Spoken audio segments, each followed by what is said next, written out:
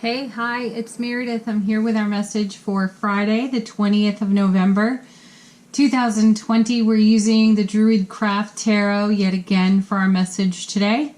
Our cards from the bottom of the deck. This is our overall theme unfolding in the day. Our first is very sweet, the Four of Wands. You know, we ended yesterday's reading on the Four of Wands and we pick up today's with it. And I think that's a fantastic start to the reading. It tells us that we remain on the firm foundation, the strong foundation. And in the minor suits of tarot, you know that this is one of the happiest cards. Love, bliss, joy, connection, communication, happy homes and families, great relationships, wonderful communication, celebration, all of it. And this 4 is considered the 1111 card. Now, we just came through an 1111 portal, and I feel like that energy is still with us too. So check out the readings around that time, the astrology around that time. I feel that we are still carrying all the positive of those energetic events with us now. What does this card connect to next?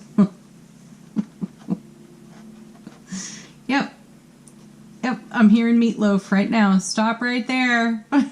Now we have the Sun. The happiest card in tarot.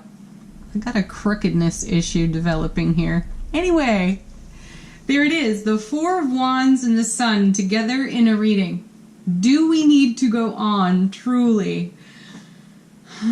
So, you have it in the minor arcana, which is considered a more temporary energy.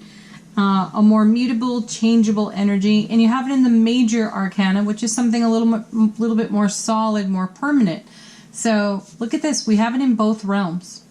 Pure raw happiness, and it's all about what we are making of the energy atmosphere, you know, what's on offer to us at this time.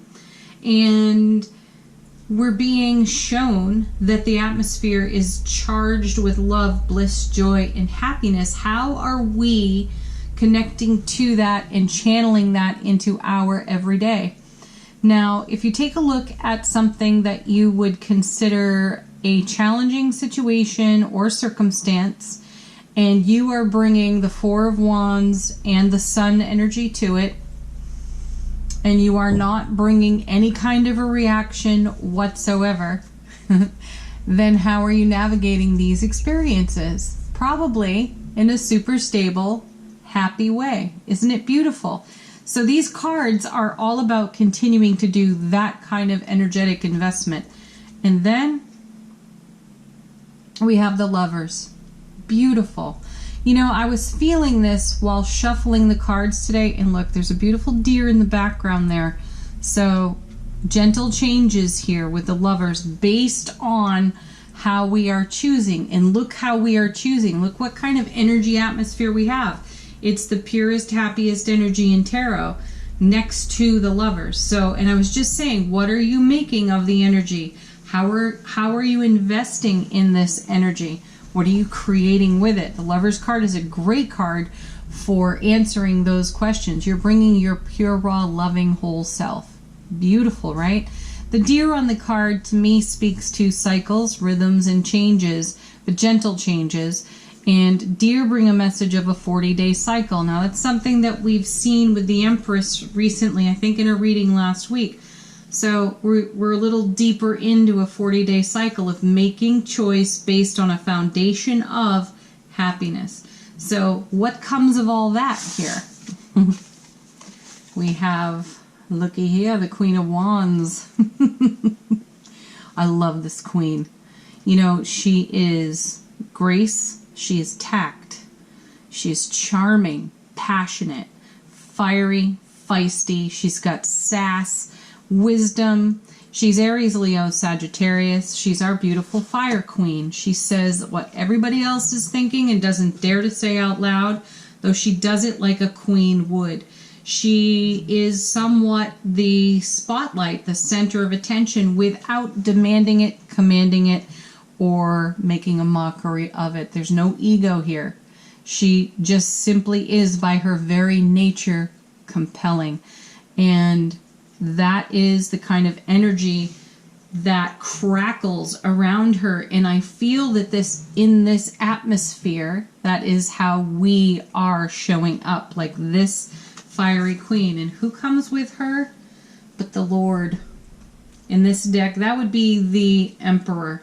What a beautiful connection there with the Lovers, divine masculine, divine feminine, with the message at the center of it, follow your heart. Then you have divine feminine, divine masculine over here with the Queen of Wands and the Emperor. He's Aries. He's direct fire. I love that. So we have direct fire on a solid foundation in an atmosphere of pure happiness where we are choosing from our heart space. Ooh, these cards feel like amazing confirmation for what we are in contemplation for. Next we have the Ace of Wands. Look at the sun there. And yet another deer, a stag there on the cliff. Beautiful. I feel a maturity process here. All aces are divine and cosmic gifts.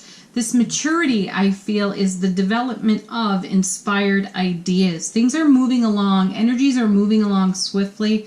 And we are investing in those swift moving energies in a fair, balanced way on a solid foundation of happiness. Now, the divine and cosmic gift of the Ace of Wands is bringing forward our skills and our talents, allowing them to shine. There's great fire and passion in the card.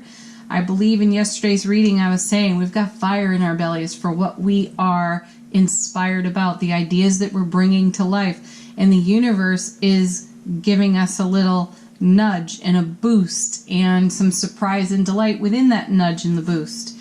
And then we have the Seven of Cups coming with the Ace of Wands. You know, this is my spoiled for choice card. Like so many options before us, how do we choose? I feel though that the Seven of Cards brings more the message of heaven touching earth, because that's what sevens do in tarot. They remind us that we are the bridge between heaven and earth. And this is where it's the space in between. You know, take an in-breath. Bring your mantra, you know, whatever that is for you. I am in perfect union with divine order, divine love, divine abundance. You fill it in any way you want to fill it in. Divine inspiration even. I feel that that's what this seven is all about. It's the bridge work that we're doing. So yes, it is the spoiled for choice card. However, you know, when we see this one, usually the message is if you have so many options before you and you don't know how to choose, the reminder is to get into your heart space and choose with your heart, but we're already doing that with the Four of Wands, the Sun, and the Lovers here. And then we have this great and beautiful harmony between divine feminine, divine masculine within, and the universe's contribution. So I really do feel that there's less an issue of choosing out of a variety of options and more about pursuing the options we've already chosen. What comes next?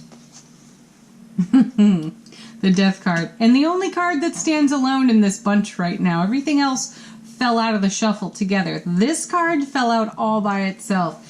You know that that is a simultaneous ending and a beginning happening right there. And it's this, just what we were talking about moments ago. Take an in-breath. Recite the mantra. Out-breath. Whatever that mantra is for you. But I really do feel that there's great harmony in the reading. Great balance, extremely good foundation. And the Death card is here, again, sweeping away things that are of no use to us and ushering in all the things that are of use to us, Ace of Wands. There's surprise and delight there. There's some stuff we just don't see coming that's really going to give you the great, oh my gosh, gasp, right? Next, we have the Fool. Well, there's the new beginning. And coming with the Fool, I just saw it when I turned over the Fool. I have to turn it over for you. The World. I was going to wait and explain the Fool first, but no, because here's the beginning of the major arcana and here's the end coming right after death. You know, the simultaneous ending and beginning. So what this says to me is that we bring something full circle within the energy atmosphere today. I don't feel that this is one of those readings that is limited to the length of the day. I feel that this is one of those readings that stays with us for a while because, you know, let's go back to the beginning. We have the happiest card in tarot, out of the minor arcana, which is considered temporary, passing as in time. And then we have the happiest card in the major arcana, which is something a little bit more solid and permanent. So I don't sense that this isn't a theme of energy that's really showing up at sunrise and leaving at sunset, you know. It stays with us. This is where we've been. This is what we have been orchestrating on our Foundation Four of Wands for quite some time. And I feel that we have a level of mastery. That's the maturity I feel in this card here, because we see a young deer over here on the Lover's card, and we see a mature stag over here on the Ace of Wands. So I feel that we've grown into this energy, and we are knowledgeable about how to navigate it, work with it in a harmonious way. And as a result of that, these new beginnings, Fool and fulfillment, the World. I love the World card. You know, it's a card of great reward. It's a reward of prior effort. It's also the reward of experience, and that's what I feel in the Ace of Wands. We have the reward of experience and the surprise and delight of what the universe is going to put on it. Yeah, how exciting. Leave some comments. Tell us what's going on in your world that is unfolding in this way. Share with the group, because it's very inspiring to everybody else. If it's in your heart to do so, of course. Angel answers, everybody. If you've got a question, now is a great time to ask it. These cards can be a fresh message, or big happy changes. Confirm what's already here within the reading. And that's just it. When you continue to choose happy, you make big changes, and that's all over this reading, start to finish. Next, we have peaceful resolution. Yes, I'm going to put this with the Fool and the World, because for some of you, I feel the World is representative of something coming to conclusion and fulfillment, and in a peaceful way. And that is one of those hallelujah moments, right? Okay, next.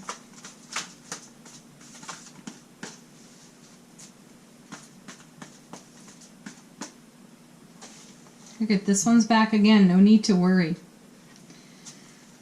I love that that encouragement is there, because even in light of all of this beauty and the messages that come with these cards, there may be some leftover residue that we're still, you know, plucking at, still grinding on in our thoughts, one might say.